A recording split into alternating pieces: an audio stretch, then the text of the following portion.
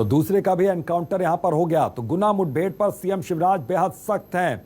ग्वालियर के आईजी को हटा दिया गया है। सीएम शिवराज ने आईजी को हटाने के आदेश दिए। घटनास्थल पर पहुंचने में आईजी ने देरी की थी, ये खुद मुख्यमंत्री शिवराज सिंह चौहान ने बात मानी।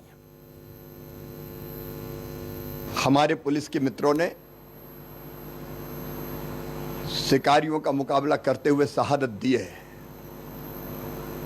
अपराधियों के खिलाफ ऐसी कार्रवाई होगी जो इतिहास में उदाहरण बनेगी। उदाहरण उन्हें शहादत दी है और उन्हें भी गोली चलाई और इसलिए उनकी शहादत का मैं सम्मान करता हूं।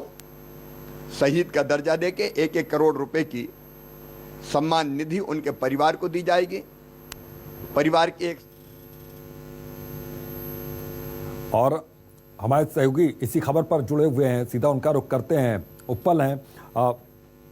उपल, वहां पर अब धीरे धीरे एक एक करके आरोपी जो हैं वो मार गिराए जा रहे हैं, लगातार उनका एनकाउंटर भी किया जा रहा है। एक बार सिलसिलेवार तरीके से बताइए कि अब तक इस पूरे मामले में क्या हुआ।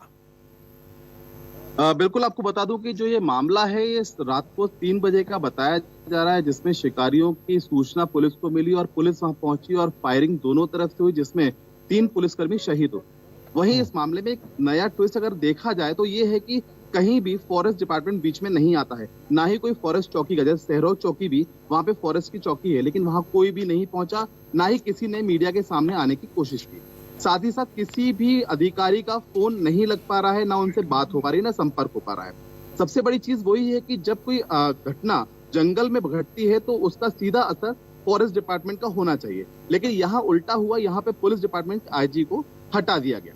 वहीं अभी नौशाद के बाद शहजाद का भी एनकाउंटर बड़खेड़ा, जो आरुण के नजदीक ही पड़ता है, वहां पर किया जाना बता रहा है।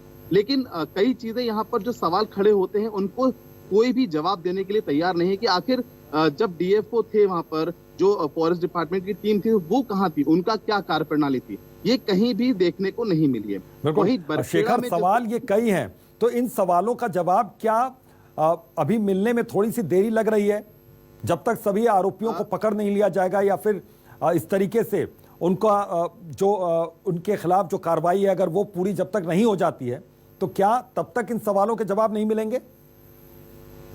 बिल्कुल, अभी तक वही चीज देखने को नहीं आ रही। कोई भी फॉरेस्ट डिपार्टमेंट का अधिकारी ना तो फोन उठा रहा है, ना मिल रहा है, ना बात करने को तैयार है। वही सबसे बड़े सवाल ये है कि आखिर फॉरेस्ट डिपार्टमेंट इन सबके बीच कहाँ चली गई। सारा जो भी ठीकर फूटा वो सिर्फ पुलिस के ऊपर क्यों फोड़ा गया। वहीं दूसरी बात अगर देखी जाए, सूत्र जो बताते हैं कि 7 जो आरोपी थे, नौशाद को छोड़ के 7 और आरोपी जो थे, उन्होंने पहले ही सरेंडर कर दिया था और एक एक करके उनका एनकाउंटर किया जाएगा। हालांकि इस बारे में पुलिस महकमे से कोई भी कुछ भी बोलने को तैयार नहीं है, लेकिन वही चीज सामने अभी से आ गई है। जैसे अभी एनकाउंटर हुआ शहजाद का, ऐसे ही सूत्र बताते हैं कि बाकी सभी के एनकाउंटर या तो आज रात को कर दिए जाएंगे या फिर कल तक उनको खत्म कर दिया जाएगा। वही सवाल इतने हैं, मगर सवाल के जवाब देने के लिए कोई भी सामने नहीं आ रहा। सवालों का जवाब देने के लिए कोई अभी सामने आ नहीं रहा है। हालांकि शासन की ओर से जरूर कहा जा रहा है कि कार्रवाई इस पूरे मामले में जारी है। बहुत बहुत शुक्रिया इस तमाम जानकारी के लिए शेखर आपका।